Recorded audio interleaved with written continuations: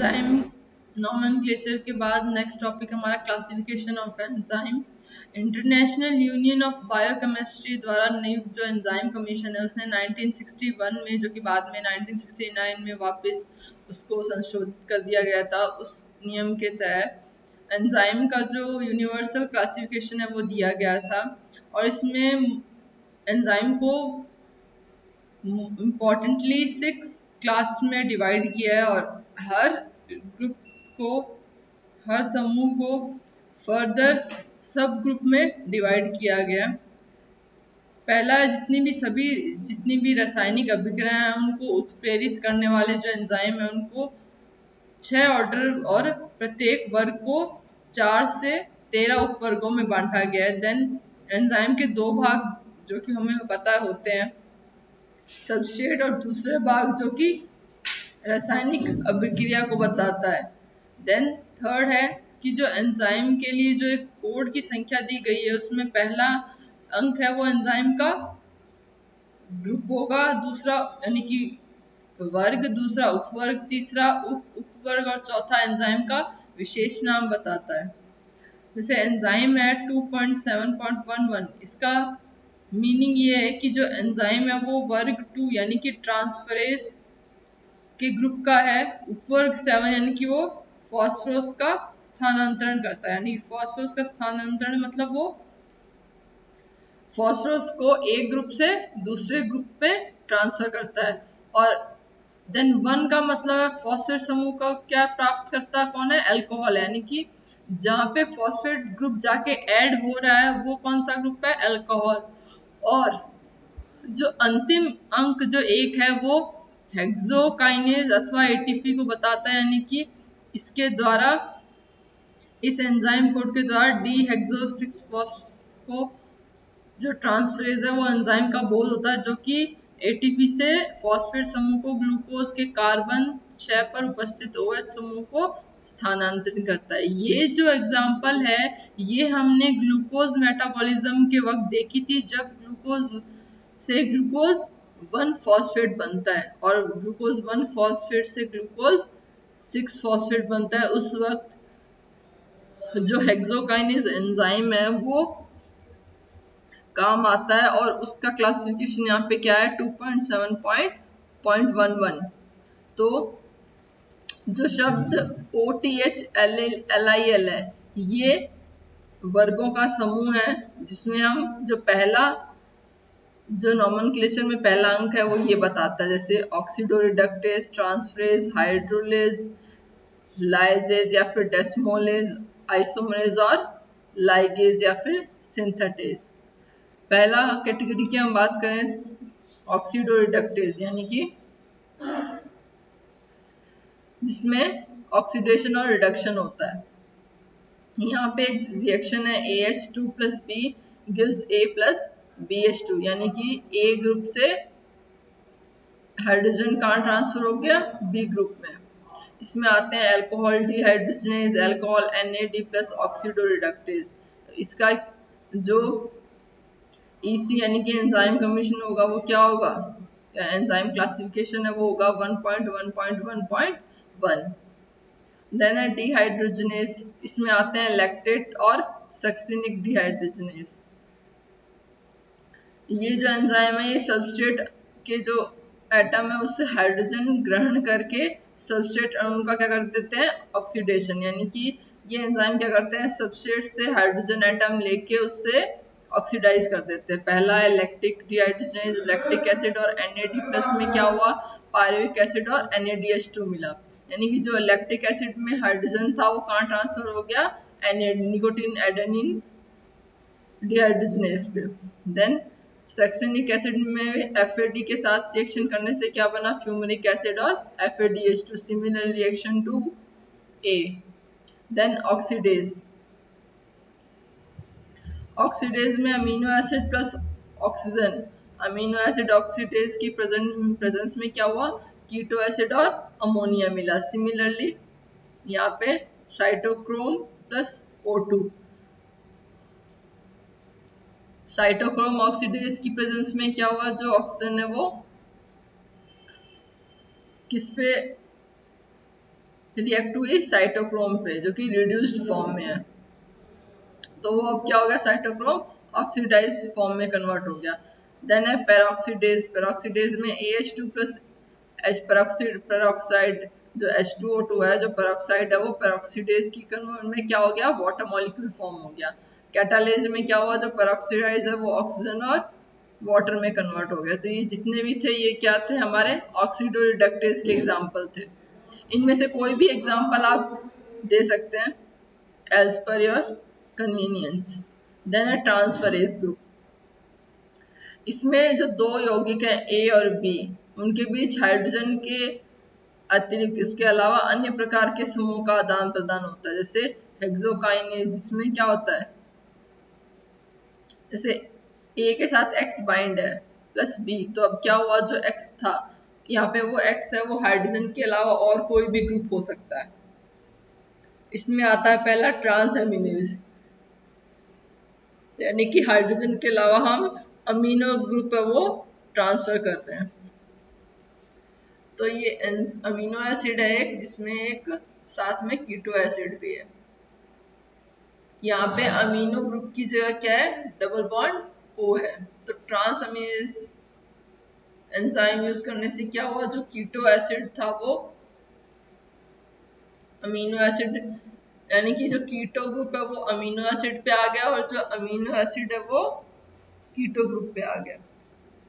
Then है trans एसिलाइडेज, इसमें जो एसिटाइल या एसिल समूह है, ग्रुप है CH3COO, उसका ट्रांसफर होता है। फिर ट्रांस मिथाइलेज में मिथाइलेशन होता है, मिथाइल ग्रुप का जो है वो ट्रांसफर होता है। ट्रांस फॉस्फोरिलेज में फॉस्फेट ग्रुप ट्रांसफर होता है। और ये जो फॉस्फोरिलेशन रिएक्शन है ये मोस्टली हम देखते हैं ग्लूकोज मेटाबॉलिज्म के फर्स्ट साइकिल में, जो कि है ग्लाइकोलाइसिस। पहला इसमें ग्लूकोज और एटीपी के साथ क्या बना था हमारा, ग्लूकोज 6 फॉस्फेट प्लस एटीपी। फिर ग्लिसरॉल और एटीपी के साथ बना ग्लिसरॉल 3 फॉस्फेट एडीपी। और फॉस्फोइनोल पायरुवेट के साथ जब एडीपी और पायरुवेट काइनेज के प्रेजेंस में क्या बनेगा, पायरुवेट और एटीपी, जो कि क्या है, लास्ट एंड प्रोडक्ट है किसका, और फर्स्ट लास्ट एंड प्रोडक्ट है ग्लाइकोलाइसिस का, और फर्स्ट प्रोडक्ट किसका है, सिट्रिक एसिड साइकिल का, जिसमें पायरुवेट को किस में कन्वर्ट करते हैं, एसिटाइल कोएंजाइम में, जो कि रिएक्शन हमने बायोकेमिस्ट्री के पहले लेक्चर में पढ़ी थी। देन हमारा फिफ्थ है ट्रांस एल्डोलेज और ट्रांस कीटोलेज, इसमें जो एल्डिहाइड और कीटोनिक ग्रुप है वो ट्रांसफर किए जाते हैं। थर्ड हमारा आता है हाइड्रोलेज, थर्ड ग्रुप है हमारा कौन सा, हाइड्रोलेज, जिसमें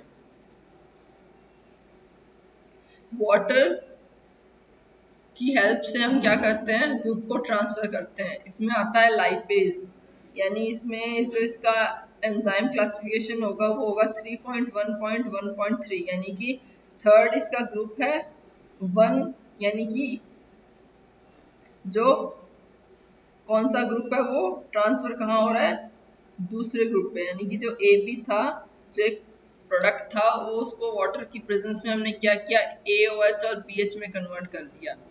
देन है इसमें पहला आता है कार्बोहाइड्रेट्स, यानी कि इसमें जो सब ग्रुप है वो एंजाइम के जो ग्लूकोसाइडिक बॉन्ड है उसको क्या कर रहे हैं, वो वाटर में वाटर रिडक्शन कर रहे हैं, यानी कि with the help of water जो है रिडक्शन हो रहा है यहाँ पे ग्लूकोज ग्लाइकोसाइडिक बॉन्ड का।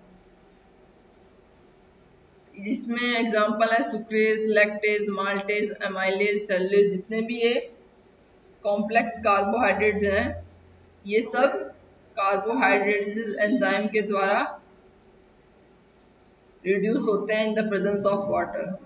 देन हमारा आता है एस्टरेज, एस्टरेज का यूज करते हैं हम एस्टर, यानी कि ऐसा ग्रुप जिसमें से हमें स्मेल निकलती है जो कि बहुत ही प्लीजेंट होती है, जिसे हम डिटेक्ट कर सकते हैं कि ये एस्टर है। तो एस्टर में हम यूज करते हैं एस्टरेज एंजाइम, जिसमें क्या करता है, जो वाटर की प्रेजेंस में एंजाइम है वो जो सी डबल बॉन्ड ओ, दो ग्रुप जो ऑक्सीजन के लगे हुए हैं उसको कन्वर्ट कर देता है एसिड और अल्कोहल में। इसमें लाइपेज, सल्फेटेज और फॉस्फोलाइपेज एग्जांपल हैं। देन थर्ड आता है हमारा प्रोटीएज। ये सब हम किस में पढ़ रहे हैं? हाइड्रोलाइज में। हाइड्रोलाइज यानी कि वाटर की प्रेजेंस इन सारी रिएक्शंस में इंपॉर्टेंट है।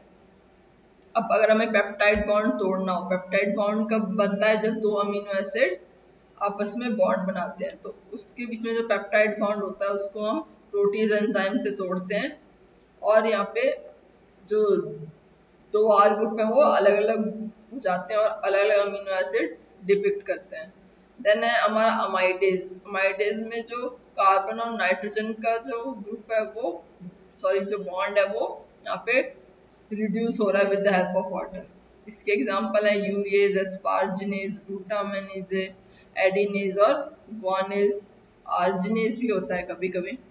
देन फोर्थ हमारा है लाइएज, फोर्थ ग्रुप। इसमें हम लाइएज को डेस्मोलेजिस भी बोलते हैं। ये क्या करता है? ये carbon carbon, carbon oxygen, carbon nitrogen, carbon sulphur के बीच का बॉन्ड तोड़ते हैं। अब जैसे एल्डोलेज है तो वो कीटोज 1 फॉस्फेट एल्डिहाइड लाइपेज जो एंजाइम है, इसको हम 4.1.2.7 इससे हम इसको डिनोट करते हैं। अब जैसे ए और बी एक कंपाउंड है, उसके साथ में एक्स और वाई एक कंपाउंड है, तो यहाँ पे क्या हुआ? ए के साथ एक्स हो गया और बी के साथ वाई, यानी कि transfer of groups. Phosphoglyceric acid है, इनोलेज की प्रेजेंस और वाटर की प्रेजेंस में क्या हुआ? फॉस्फोइनोल पायरुविक एसिड बना। सिमिलरली फ्यूमेरिक एसिड से मैलिक एसिड, पायरुविक एसिड से एसिटाल्डिहाइड और CO2। डीकार्बोक्सिलेशन में क्या होता है? जो कार्बन डाइऑक्साइड है वो निकल जाती है। फिफ्थ ग्रुप हमारा आता है आइसोमरेज का।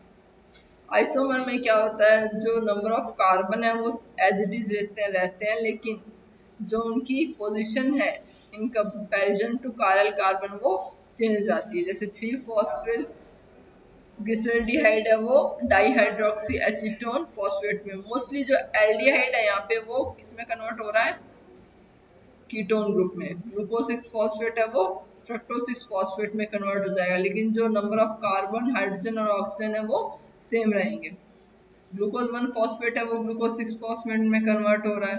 3 फॉस्फोग्लिसरिक एसिड है वो 2 फॉस्फोग्लिसरेटिन में कन्वर्ट हो रहा है। हमारा लास्ट है 6 जो है लाइगेजेस। लाइगेज मतलब जोड़ना। दो ग्रुप को जो बॉन्ड बनता है उसको हेल्प करता है लाइगेज एंजाइम। लाइगेज में succinic thiokinase, glutamine synthetase, acetyl coenzyme, A carboxylase, ये सब किसके एग्जांपल हैं? लाइगेजेस के। यहाँ पे प्रोसेस होती है जिसे बोलते हैं कंडेंसेशन। कंडेंसेशन मतलब कंडेंस होना। कोई भी दो डिफरेंट एलिमेंट्स हैं वो आपस में एक बॉन्ड के द्वारा कंडेंस हो रहे हैं, उसको बोलते हैं कंडेंसेशन। और इसमें ATP जो है वो एक्टिवली पार्टिसिपेट करता है।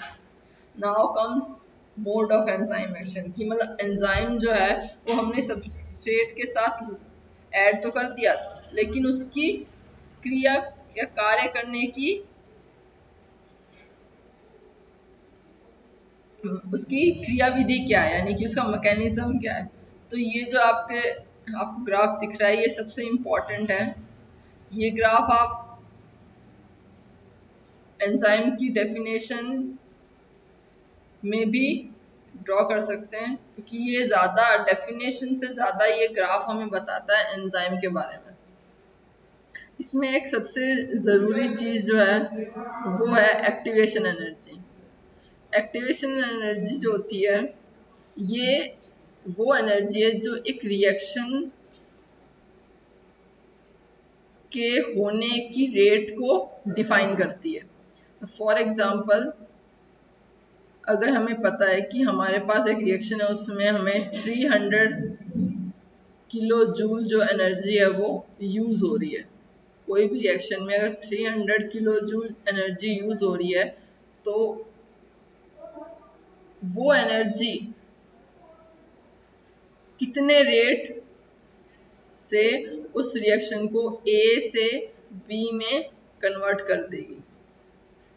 और यही एक्टिवेशन एनर्जी होती है, ये रिएक्शन को कैरी फॉरवर्ड करने में हेल्प करती है।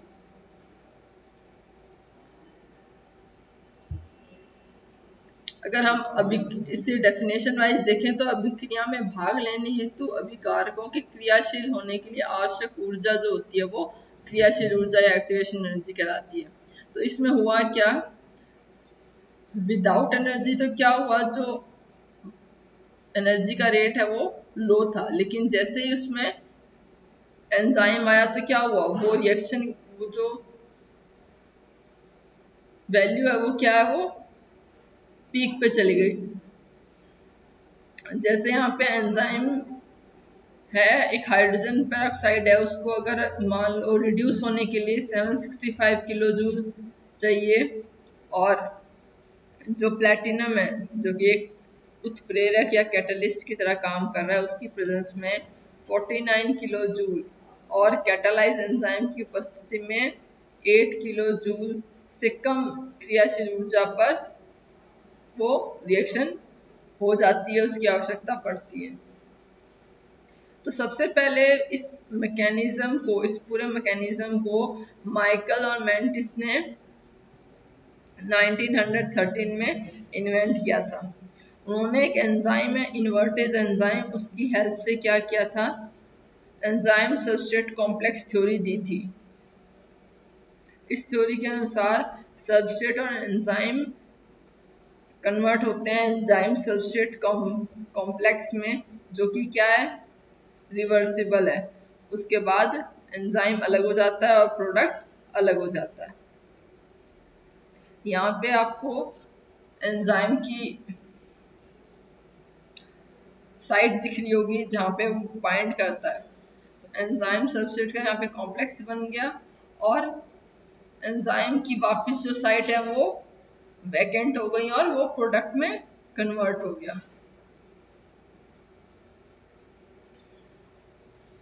यानी जो संयुक्त होने का जो ये स्थान है उसे एक्टिव साइट कहलाते हैं, जहाँ पे सबस्ट्रेट है वो आप क्या होंगे, कन्वर्ट होंगे प्रोडक्ट में।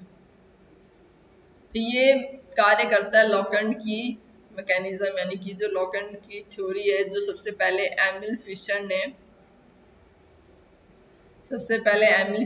1998 में लॉकएंड की थ्योरी दी थी।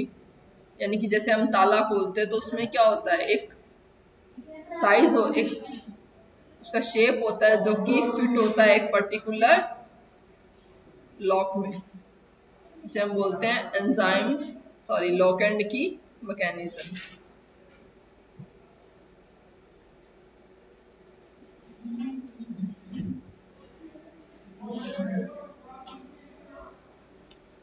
अब जहाँ पे हम बात करें अगर कॉशलैंड के मॉडल की, तो यहाँ पे जो एंजाइम है वो सबस्ट्रेट की के साथ एक्टिव साइट की जगह पे यहाँ पे क्या हो रहा है, फिट हो रहा है, वो क्या बना रहा है, एंजाइम और सबस्ट्रेट कॉम्प्लेक्स। इसने 1958 में कॉशलैंड ने इंड्यूस्ड फिट मॉडल दिया था, जिसे बाद में लिप्सकॉम ने भी मान्यता प्रदान की थी। अब बात करते हैं मैक्सिस एंड मेंटेन के इक्वेशन प्लॉट की, जो आपके ज़्यादा न्यूमेरिकल फॉर्म में नहीं है, ये थ्योरेटिकल फॉर्म में है, जिसमें आपको एक ग्राफ समझना है। इस ग्राफ में ये बता रखा है जो मैक्सिमम वेलोसिटी है उसके हाफ वेलोसिटी पे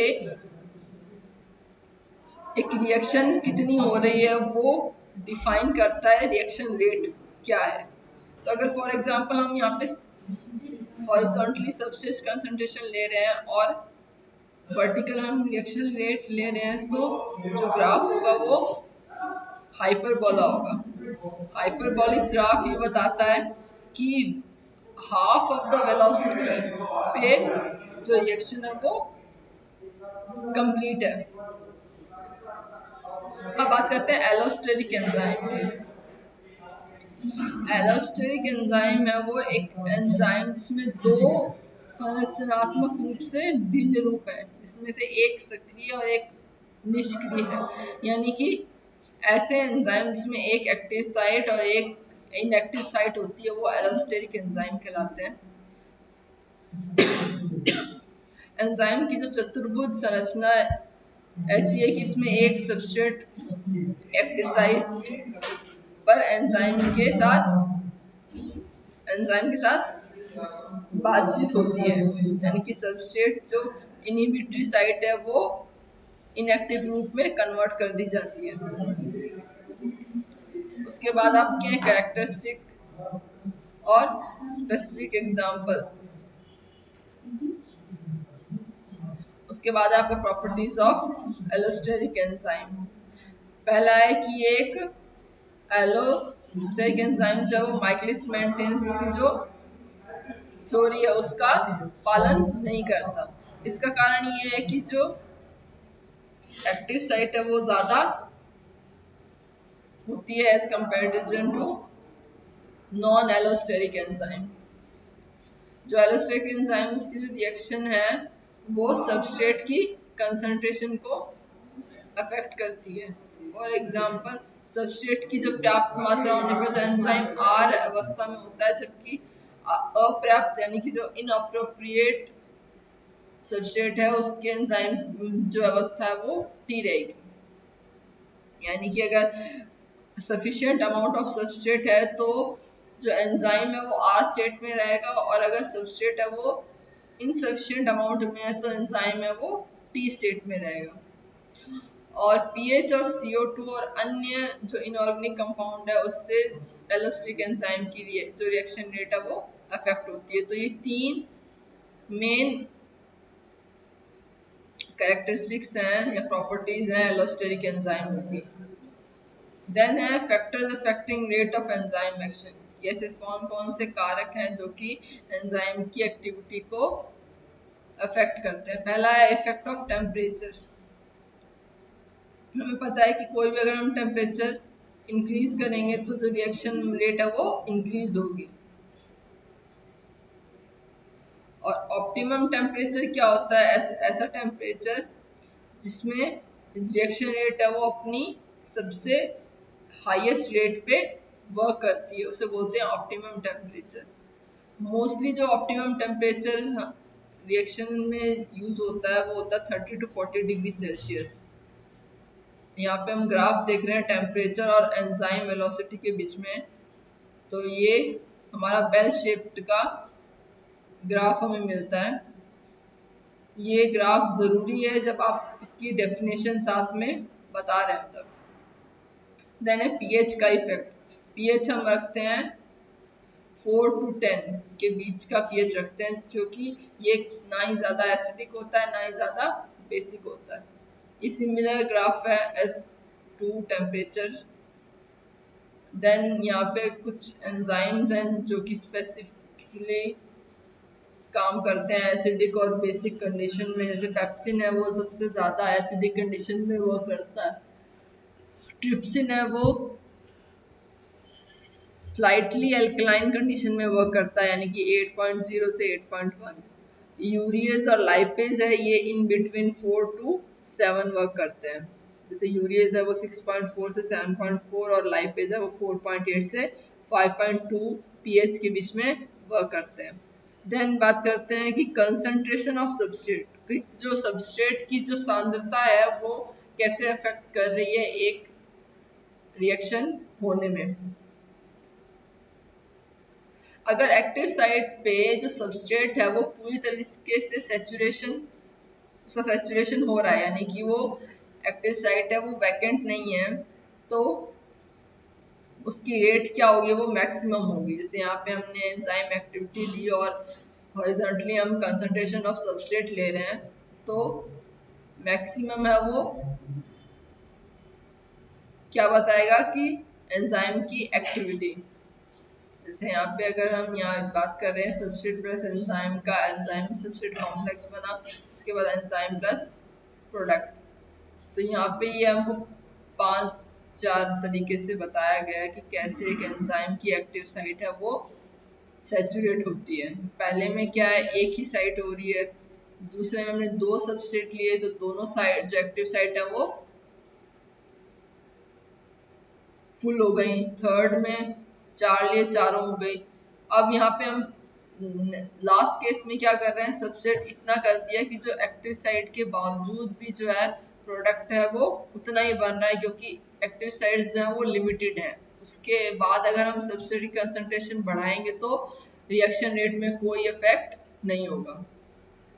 ये नेक्स्ट आपका इंपॉर्टेंट ग्राफ है एंजाइम की कंसंट्रेशन, यानी कि पहले हमने देखी सबस्ट्रेट की कंसंट्रेशन, अब हम बात करें एंजाइम की कंसंट्रेशन। एंजाइम की कंसंट्रेशन है, इसमें जो ग्राफ है वो क्या है, लॉगरिथमिकली क्या हो रहा है, लॉगरिथम में अगर हम देखें तो वो कंटिन्यूसली इंक्रीज हो रहा है, यानी कि अगर कंसंट्रेशन ऑफ सबस्ट्रेट बढ़ा रहे हैं और एंजाइम एक्टिविटी क्या हो रही है, लॉग के कॉन्टेक्स्ट में इंक्रीज हो रही है। फिफ्थ है हाइड्रेशन, यानी कि प्रेजेंस ऑफ वाटर कितना अफेक्ट करती है एंजाइम की एक्टिविटी को। कि अगर ऑब्वियस सी बात है कि अगर कोई भी सीड या हम बात करें कोई भी प्लांट की, तो उसको अगर हाइड्रेटेड नहीं है तो वो रिएक्टिव नहीं होंगे, वो जो रिएक्शन है वो काम नहीं करेगी। तो कोई भी एंजाइम है उसको काम करने के लिए वाटर कंडीशन होना बहुत ज़रूरी है। देन है कंसंट्रेशन ऑफ एंड प्रोडक्ट, कि हमारा एंड प्रोडक्ट है वो कितना, उसकी क्वांटिटी कितनी है। तो अब अगर कई कई बार ये होता है कि जो एंड प्रोडक्ट है वो वापस सबस्ट्रेट में कन्वर्ट होने लगता है, तो या फिर वो कभी कभी एंजाइम के चारों ओर एकत्रित हो जाता है और उस एंजाइम को फ्रीली फॉर्म में काम करने में क्या करता है, अवरोध उत्पन्न करता है, यानी इनहिबिट करता है उसको फर्दर सबस्ट्रेट से लिंक होने में। तो अगर एंजाइम जो है यानी कि सॉरी जो एंड प्रोडक्ट है वो अगर ज्यादा होगा तो वो क्या करेगा, सबस्ट्रेट और एंजाइम कॉम्प्लेक्स को हॉल्ट करेगा। नेक्स्ट आपका है कंसंट्रेशन ऑफ कोएंजाइम। कोएंजाइम की हमने बात की थी, जो इनऑर्गेनिक कोफैक्टर्स होते हैं जो कि प्रोटीनियस पार्ट के साथ मिलके होलो एंजाइम बनाते हैं। तो उनकी कंसंट्रेशन पे भी डिपेंड करता है कि रिएक्शन रेट क्या होगी। उसके बाद है लाइट और रेडिएंट एनर्जी। तो मोस्टली ये देखा गया है कि जो विजुअल लाइट होती है, यानी कि ऐसी लाइट जो हम देख सकते हैं, वो उसमें ज्यादातर जो एंजाइम है वो अनरिएक्टिव होते हैं, और एक्सरेज है उनका कोई इफेक्ट नहीं पड़ता है एंजाइम की रिएक्शन पे। सिमिलरली जो हमारी पैराबैंगनी जो यानी कि जो अल्ट्रावायलेट रेज होती है उस पर भी जो एंजाइम है वो काफी सीमा तक अनरिएक्टिव या अक्रियाशील हो जाते हैं। फिर बात आती है विटामिन एंड हॉर्मोन्स। लेकिन मोस्टली जो एंजाइम है वो ज्यादातर विटामिन और हॉर्मोन्स के जो प्रोस्थेटिक ग्रुप है उनके साथ ही मिलकर काम करता है। जैसे थायमिन है, निकोटेनिक एसिड है, जो हमने टेबल ऊपर देखी थी, इसमें विटामिन B1 से लेके विटामिन B12 तक जितने भी टाइप्स हैं, राइबोफ्लेविन है, पायरोडॉक्सिन हो या पेंटाथेनिक एसिड हो, ये सब देखा गया कि इनमें ये एक पाइवेटल रोल प्ले करते हैं in the formation of enzyme and substrate complex. फिर वही एंजाइम एक्टिवेटर की बात करें तो सिमिलरली ये कोफैक्टर्स की तरह है जो कि प्रोटीन के साथ मिलके एक एंजाइम को एक्टिव बनाते हैं। फिर है आपके एंजाइम इनएक्टिवेटर, जो कि कार्बनिक और इनकार्बनिक दोनों तरह के इनिबिटर हो सकते हैं। पहला है कॉम्पिटिटिव इनिबिटर। कॉम्पिटिटिव इनिबिटर क्या होते हैं, जो कि सबस्ट्रेट के स्थान पर खुद एंजाइम के साथ संयुक्त हो जाते हैं और एंजाइम को क्या कर देते हैं, अक्रियाशील यानी कि इनएक्टिव कर देते हैं। वो कहलाते हैं कॉम्पिटिटिव इनहिबिटर। इसकी सबसे स्पेसिफिक एग्जांपल हम दे सकते हैं साइट्रिक एसिड साइकिल में, जहाँ पे जो मेलोनिक एसिड है वो सक्सिनिक एसिड की जगह पे क्या करता है, एंजाइम के साथ रिएक्ट करता है और सक्सिनिक एसिड को बनने से रोकता है। अगर हम बात करें नॉन कॉम्पिटिटिव इनहिबिटर की, तो ये क्या करते हैं, प्रोटीन या फिर जो प्रोटीन का जो भाग है उससे डायरेक्टली लिंक नहीं होते हैं। ये क्या करते हैं, जैसे नाइट्रस एसिड है, आयोडीन है, फॉर्मेल्डिहाइड है, कार्बन मोनोऑक्साइड है, हाइड्रोजन सल्फाइड है, कई ऐसे एग्जाम्पल हैं जो कि इनएक्टिव एंजाइम के जो प्रोटीन और प्रोटीन रहित जो भाग है उससे जाके बाइंड कर जाता है। ये कई तरीके, ये आपके कम्पिटेटिव और नॉन कम्पिटेटिव के अलावा आपके अनकम्पिटेटिव इनहिबिटर भी होते हैं, जो कि ये आपके इसमें नहीं है, सिलेबस में नहीं है, क्योंकि ये मोस्टली बायोकेमिस्ट्री का पार्ट है। आपके पॉइंट ऑफ एग्रीकल्चर इसमें दो ही तरीके के इनहिबिटर बताए हुए हैं।